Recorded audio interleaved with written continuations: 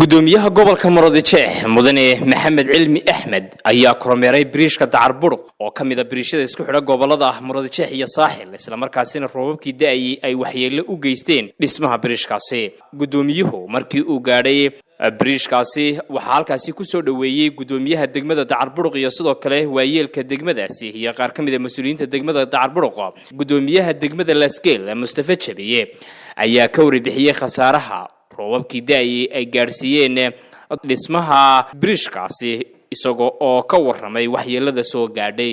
nimco waliba suqaanle abaar baynu ka cabanaynaa biyeelaan baynu ka cabanaynaa waliba khusuusan Dacar Buruq waxay ka cabataa biyaha marayo aanu nahno warshidahan suntaa baa naga kharibay biyi oo booyadu shalay toomay nagu dhaamsaa adoo waa kii madaxweynuhu noo ballan qaadin biyo xidhan noo sameeyo insha Allah uu soo gaari intii wixii nool halkan waxa ka dhacay biriishkii ay noo sameeyeen shirkaddan MBHH waad arkaysaa kullu madaxweynuhu guddigu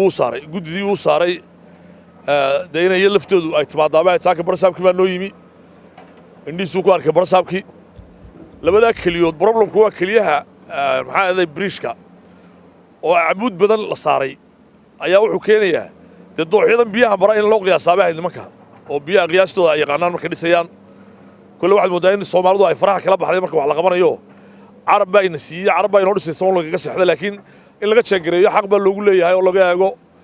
ده جود نوع كشغين السيء ده تكون هو ده جود معها جود ذوي هاي كمان كروا هاي عندين ملحوينا يعدي قصي سايل لك عشته أو إذا ورا الكاسية مرة حالة داسية محنو كمان كرنا وي عنا داتي ده بدل القبي وحبرش يرون نقول ساعة مركور ما ينو هاينين بريش لقوم رمية بريش بعد دات قاضي بريش ما عين كنا بريش كي بابور بو قاضي يدد بولا يومين هاينين لكن ما أنت بريش كي بعد دات قاضي منو مرة نوا هو رصعد بين سبعين هو رصعد كا ayaa wuxuu keenaa dhibta uu soo saaraa waxa faa'iido ma soo dhib soo saaraa dhibtii uu soo saaray ciidana kama dhiman dhibaato kale kama dhicin saakiin markuu waagu bariyo wadada hoosaan fureena gaarigaas ku dhacay halka yaala xamuulka oo isaguna hargeysu ka yimid dad muslimiin cid waxba kuma noqon oo darawal xumo awadeed ayuu isna gaarigaas soo iyagoo fujisto marayso gawaadhada ribiyaha imka dooxa marayaan ayuu darawalkii dad soo garan mayna iska tuuray halka cad taasina xaqiisa ka timi waa xagga darawalkii ka timi markaa imka barsaabkii baa la joogaa waxaad ogtay ma ku sheegaa baa la ilaa raxmad baa inoo daaday ilaahay inoo soo badiyo raxmadda war ilaahay abaarta ay laga jabiyo abaar baynu ka cabanaynaa ilaahay abaarta xoolahaasaynu ku nool xooluhu waxay cunaan wixii khasaaraa waa laga soo kaban karaa laakiin abaar lagama soo kaban karo ilaahay abaarta ay laga soo jabiyo roob badan ay noo shubo roobkuna imika waana dul taagan yahay nimankii MBHS way meeshii bay joogaan nimo wax qabanaya way u eegyihiin laakiin waxay qabanayaan iyo waxa meesha ku jira kala weyn waxay u baahantahay issue qaran lagu soo eego engineer loo keeno geesta kalena gudoomiyaha gobolka Murudijeex Maxamed Cilmi Axmed ayaa isaguna dhankiisa waxa uu isdul taagay waxyeelada biriishkaasi uu soo gaarsiiyay raxmadka eebe isagoo sidoo kalena fariin u diray gaadiidka iyo sidoo kale bulshada adeegsata waxaanu ka waramay raxmadka eebe ee ka curtay degmooyinka hoos yimaada gobolka Murudijeex waxaanu fariin la wadaagay waxa uu halkan saaka u yimid waxa weeyaan kormeer kaasoo waxa weeyaan arinta biriishka Dacar Buruq oo daadkii waxyeeleeyay admoodidna markaan indhaha iyaga ku aragnay in xagga technicalka wax ka sii yihiin qaabkii loo dhisay wax ka sii yihiin marka biriishyada la dhisayna inta badan waxa la eegaa dooxyada iyo daadadka soo mara capacity-googa inta xawliga ay ku socdaan iyo dooxa dadka soo maraya awoodda uu leeyahay markay roobab jiraan ayaa kulay engineer anigu ma yihiin laakiin qiyaasta laga qaataa oo study baa ka horeeya marka biriish la samaynayo waxyaabo badan oo caqabadaha ka hor iman karo dhan baa la study gareeyaa waxa uu leeyahay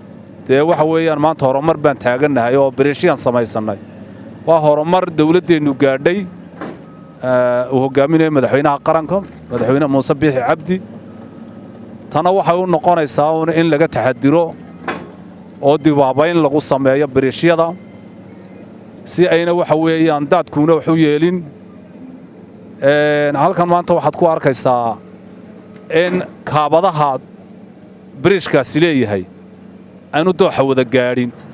ee labada dhinac ee biyuhu mari jireen ciid lagu buuxiyey taasaan odhan karaa waa caqabadda ugu weyn ee dhacday ciddii hawsha mas'uulka ka ahayd iyo cidda technicalka kulley ka jawaabi doonta waxa aan leeyahay oo halkan fariin uga diraya isku socodka waxa weeyaan gobolada iyo caasimadda inay ka taxadiraan bariishyada iyo meelaha ay marka laga digo ee booliiska iyo degmooyinku ka digaan inayna baabuurtu isku soo qaadin taa waxa weeyaan fariin baan u marinaa fariinta kale ee marinaya waxa weeye gobolka Maroodijeex roobabka da'aya in dooxyada laga fogaado dadka waxa weeyaan dooxyada degan in dooxyada iyo dhulka biyo mareenka laga fogaado in taxadir badan la galo in waxa weeyaan dadku gudoomiyaasha degmooyinkuna ay wacyigelin u sameeyaan baadiye iyo magaaladaba waxa kale oo halkan fariin ka diraya waxa weeye gobolka Maroodijeex inteeda badan degmooyinka uu ka daay roobku waxa kale uu waxyeeleeyay degmada Cadaadley oo waxa weeyaan ceelkii ay ka cabaysay iyo ijiinkiiba wuxuu ka yeelay iyo meelo kale inta kale laakiin waxa weeyaan wax dhiba oo ka dhacday ma jirto gobolka degmooyinkiisa dadka laakiin waxaan leeyahay ama caasimadda ha ku noolaadaan ama degmooyinka kale gobolka Maroodijeex ha ku noolaadaan meelaha biyo mareenka waa inay ka fogaadaan iyo meelaha waxa weeyaan laydhka oo tiirarkan waaweyn ee laydhka iyaguna qaada in iyagana waxa weeyaan taxadir badan laga yeesho intaas baan ku soo gabagabayn lahaa gudoomiye waxaan adigana oran lahaa iyo odayaasha reer Dacarburuq iyo gudoomiyihii maxkamadda iyo gudoomiyihii degmadu halkan taaganba waan idin mahad celinaynaa gurmadkaad xalay gasheen iyo hawshaad halkan ka qabateen mahad weyn baan idin celinayaa